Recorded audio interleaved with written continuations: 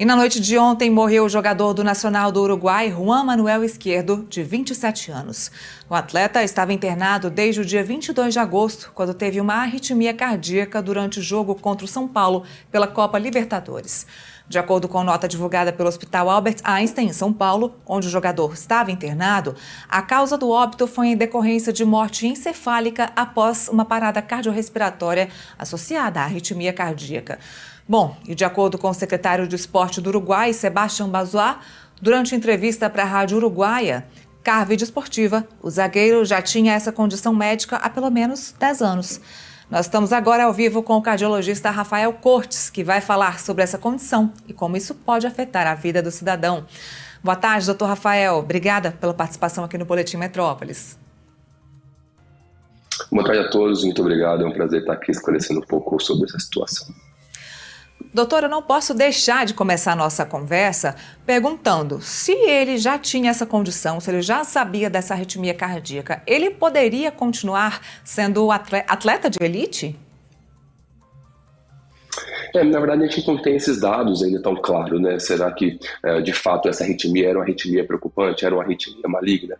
Esses dados ainda não são tão sensíveis para a gente, então existem vários tipos de arritmias. Existem arritmias benignas, existem arritmias malignas, existem arritmias que nos preocupam, existem arritmias que a gente pode liberar o atleta para atividade física, mas exige uma espécie de proteção, como o uso, por exemplo, de marca-passos. Existem marca-passos, por exemplo, que nos protegem, marca-passos que nós colocamos e se o paciente tem alguma arritmia, por exemplo, esse marca-passo entra em ação e impede que esse coração pare, por exemplo. Então, existem diretrizes para isso, muito bem documentadas sobre qual que é o grau de comprometimento cardíaco ou a arritmia prévia, para falar se esse paciente pode ser não liberado para atividade física, sobretudo atividade física de elite. Agora, atividade física de elite, né, atleta de alta performance, esse screening tem que ser muito mais robusto e esse limite de liberar ou não para uma atividade física também tem que ser muito mais detalhado. Agora, doutor, essa arritmia, essa condição já nasce com a pessoa? Já nasce, por exemplo, com o jogador? Ou isso pode ser adquirido ao longo da vida? Nesse caso, provavelmente sim. Provavelmente ele já nasceu com esse tipo de arritmia, que talvez era detectado até mesmo no eletrocardiograma simples. Existem alguns tipos, né, de substrato de pacientes que podem ter arritmias malignas. Por exemplo, síndrome do QT longo, ou algum paciente tem um distúrbio que chama síndrome de Brugada. Todos essas alterações, né, dentre outras alterações, são diagnosticadas e esse paciente nasce com isso. Existem vários tipos de paradas cardíacas ou arritmias, mas todas elas dependem muito do estímulo que é feito, qual foi o motivo que disparou aquela arritmia e da condição basal. Essas duas coisas, qual que foi o estímulo e qual que foi a condição basal, são as coisas que o cardiologista coloca na mesa para ponderar se libera esse paciente, esse atleta para atividade física ou não. Então, a gente não tem muitos dados ainda sobre qual que é a condição real prévia, pelo menos que eu tenha conhecimento, não tem esse dado pronto para a gente falar esse tipo de arritmia que ele tinha, e aí sim dá para a gente falar se essa arritmia era proibitiva ou não de fazer atividade física desportiva do ponto de vista de alto impacto ou para atletas. A gente pode dizer, pela medicina, que existe um risco para qualquer pessoa que tenha arritmia de fazer exercício físico de elite mesmo, como a gente vem dizendo.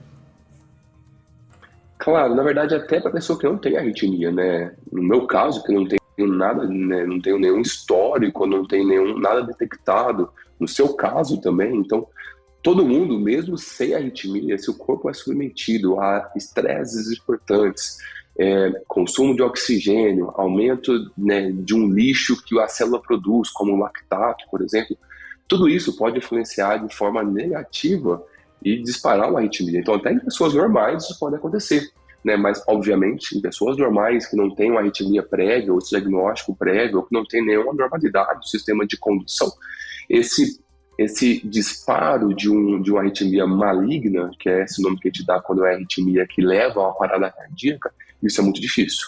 Obviamente, pessoas que têm essa condição pré-existente, esse disparo, essa arritmia maligna levando a uma parada cardíaca, isso é algo mais fácil de acontecer. Então, de fato, o que é preciso, né? E o que é preocupante.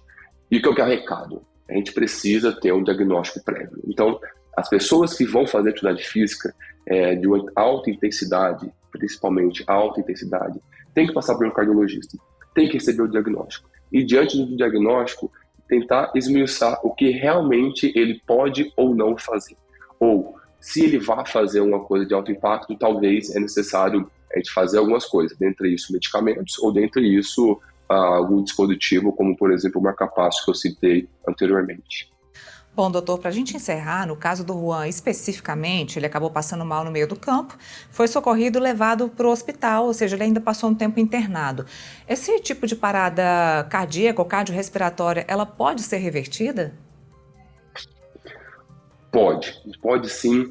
E qual que é o cenário, né? Esse cenário dessa arritmia que ele teve foi uma arritmia maligna, que levou a uma parada cardíaca.